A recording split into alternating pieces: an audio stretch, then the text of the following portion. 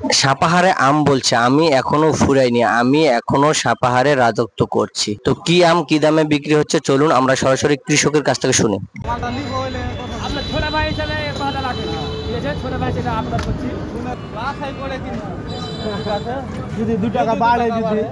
আসসালামু আলাইকুম। আপনি কত বলেছেন আর ভাই কত চেয়েছে? আমি ভাই 4200 টাকা বলেছি ভাই। আর আপনি? আমি 4100 টাকা দাম বলছি।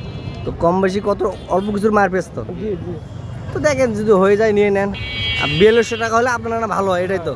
আর ভাই 4100-এর উপর উঠতেছে না। না। তো কম বেশি করে ফেলেন।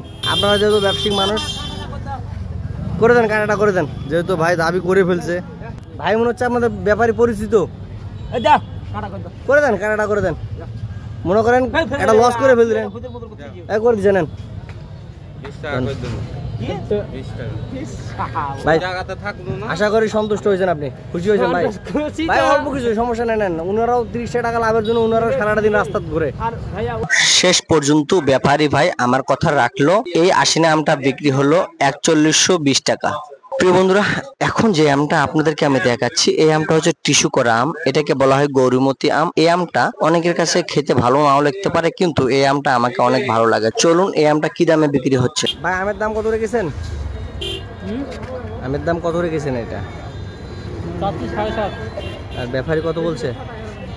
6200। 6200। একটু কি গত 2-3 দিনের তুলনায় কি আজকে একটু বাজার দাম বেশি মনে হচ্ছে না? হ্যাঁ বেশি। তো দেখ আপনার আমরা শেষ পর্যন্ত কত হলে আপনি ছাড়বেন? 6500-এর উপর হলে আপনার। প্রিয় বন্ধুরা, আপনারা শুনলেন কি দামে আম বিক্রি হচ্ছে, ব্যাপারী কত বলছে আর কৃষক চাচ্ছে। ইনশাআল্লাহ ভালো হচ্ছে।